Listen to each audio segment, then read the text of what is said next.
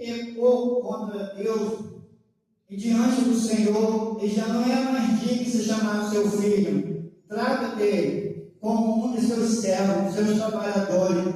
Ele caiu em si, ele lembrou que até os empregados, os funcionários do seu pai, tinham que comer do bom e do melhor, tinham moradia. Então, naquela estágio que se encontrava, em pleno abandono, ele sentiu o desejo de retornar à casa do pai, mas não mais como ele tinha direito à herança como o príncipe, do pai. Ele agora queria voltar para ser um servo, um escravo do Senhor. Mas o Jesus contando, ele continua falando que de longe o pai o avistou, nos dá a entender que o pai sempre esperou por o filho. E é assim que Jesus faz comigo e com você, quando nós distanciamos da sua palavra. Deus está sempre atento, aguardando que nós retornemos nos braços dele. E o pai, a palavra diz que avistou o filho de longe, e ele partiu em disparada.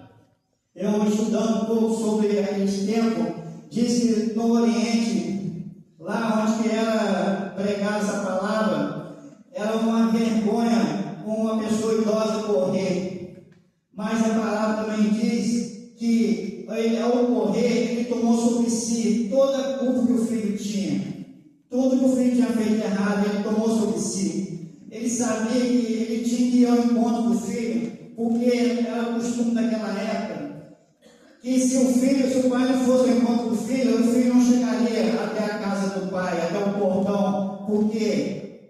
Porque os próprios funcionários do pai iriam bater nele e iriam dispensar ele. Mas o pai, ao correr, tomou sobre si toda a culpa, toda a humilhação, todo o pecado que aquele filho rebelde tinha carregado ao pedir a sua parte, ao sair, ao distanciar do pai, ao distanciar, a cair na prostituição, nas coisas que o mundo oferece.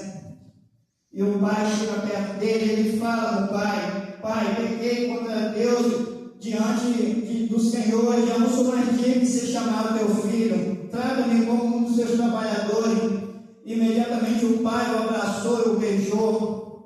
E o pai veste os seus servos, traz vestes limpas para colocar em seu filho, porque estava perdido, agora foi achado. Que traga sandália e vestígios nos seus pés. Naquela época, poucas pessoas tinham o direito de conseguir vestir uma sandália, só os nobres, filhos de príncipe. E foi em diante. E o pai continua de trazer tudo, pegou o anel e colocou em seu dedo, o anel que representava que aquele filho era o herdeiro legítimo da sua casa. E assim Jesus faz com a gente, irmão. Não importa o quanto nós distanciamos, não importa o quão distantes estejamos, Cristo sempre estará disposto para aguardar nós nos retornarmos. E Jesus quer nos dar o de melhor. Jesus quer colocar a coroa em nossa cabeça, quer nos revestir com veste limpa, veste pura, onde o pecado não mais fará parte de nossas vidas. E o Pai manda matar um novilho, eu vi aquele novilho, o que é o significado? Diz que é algo separado. Dá a entender que o pai já tinha começado a cuidar daqueles erros desde a partida do seu filho, engordando para que quando o filho retornasse, ele mandasse abater e fizesse uma grande festa. Igualmente, Jesus faz quando um pecador se arrepende e volta para casa. Os céus ficam em festa. Jesus festeja, porque a maior glória de um pecador arrependido que carece de arrependimento, sabe, irmão? Muitas das vezes nós estamos muito duros com as pessoas, muitas das vezes nós dizemos ser cristão, pregar uma palavra de Deus, muitas das vezes nós falhamos. Essa palavra não é só para os que estão perdidos, mas sim para nós que aqui dentro se encontramos. Muitas das vezes nós estamos dentro da igreja perdidos. E aqui vai falar do irmão mais velho. O irmão mais velho, ele estava no campo, ele ao retornar para casa, ele ouve música, dança, e ele pergunta a um dos servos do seu pai o que estava acontecendo, e o servo relatou que estava em festa porque o filho mais moço tinha retornado, e o pai mandou matar um novilho para festejar, para comemorar, e ele se indignou. Ele veio se alegrar porque o irmão que estava perdido retornou. Não, ele sentiu revolta. E o pai, ao avistar, o pai vai ao encontro dele e tentar convencer ele de entrar na festa. E ele começa dialogando com o pai, que ele serve o pai há tantos anos, nunca quebrou um dos seus mandamentos, nunca deixou de respeitar o pai, e o pai nunca deu um bezerro para ele comemorar com os amigos.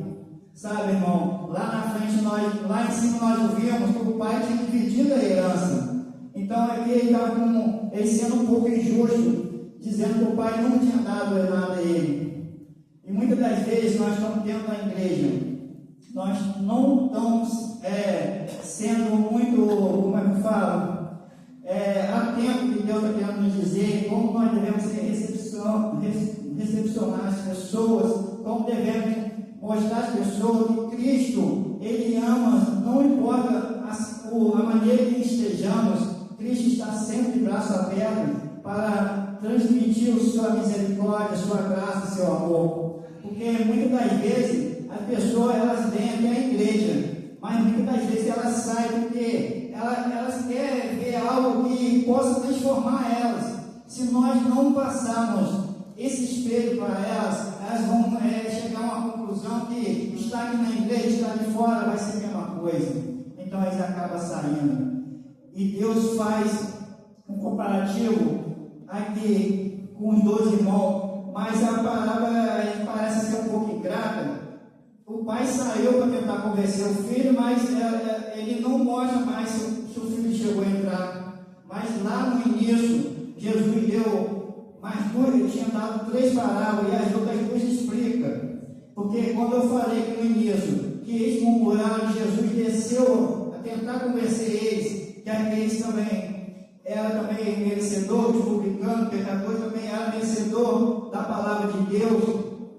Deus estava à porta também, assim como começou a palavra, ele termina, e o desfecho Deus passou para eles. Nós vamos lá ler a parábola desde o início da ovelha perdida, versículo 5. E achamos-se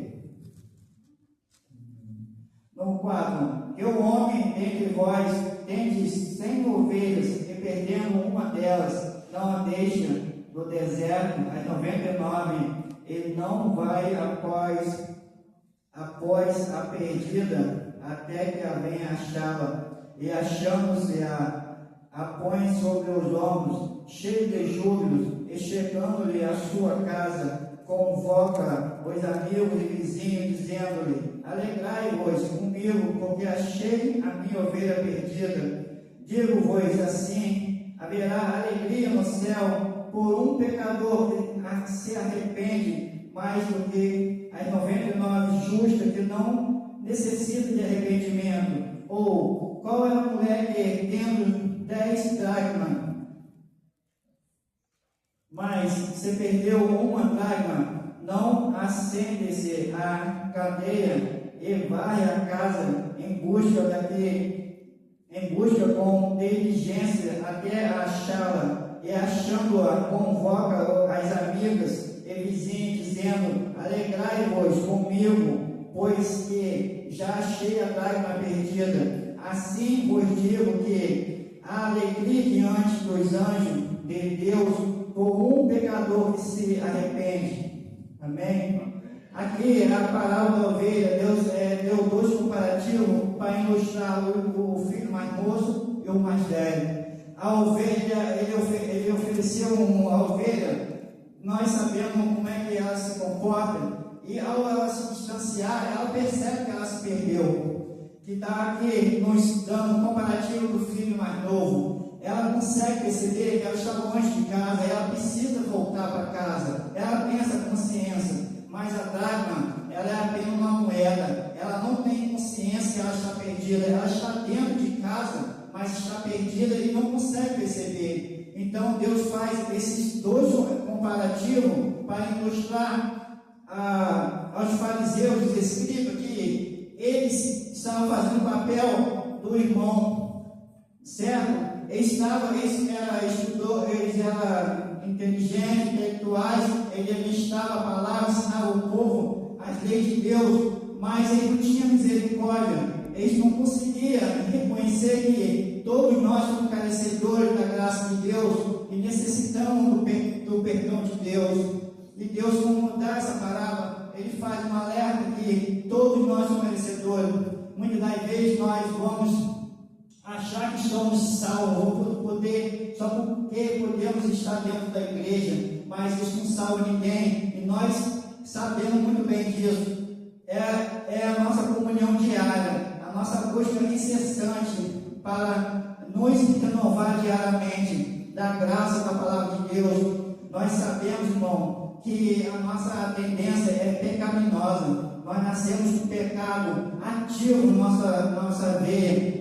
Dia após dia nós temos que buscar preencher a nossa parte espiritual para que a carnal não nos toma, não nos deixe cair. Deus diz que se estás perto, vigia para que não caia. Nós devemos vigiar constantemente. E a palavra nos ensina que, mesmo que nós estejamos dentro ou fora, Cristo sempre vai estar de braços abertos esperando. Assim como o Pai que o aguardava, o avistava de longe e correu, tomou sobre si toda a humilhação, Jesus fez por nós. Quando Ele veio a esse mundo, Deus sem merecê-lo, Ele veio, Ele se fez carne e morreu na cruz para a redenção do nosso pecado. E nós devemos ser gratos e aceitar a misericórdia e graça de Cristo, porque Ele é o único que pode salvar, Ele é o único que pode nos libertar e nos fortalecer para conseguirmos alcançar a caminhada até a mansão celestial.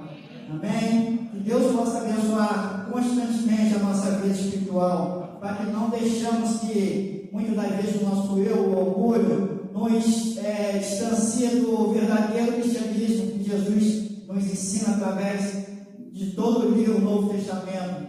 Que nós possamos ser luz para brilhar para esse mundo aí fora que necessita, esse mundo que está aí fora, aí, muitos sedentos, não consegue voltar a casa, muitas das vezes a vergonha do pecado e a circunstância que se encontra não permite que ele venha a casa, mas o Espírito Santo vai trabalhando, e nós, como escolhidos do Senhor, devemos fazer a nossa missão, devemos sair para pregar o Evangelho. Que Deus possa abençoar cada um.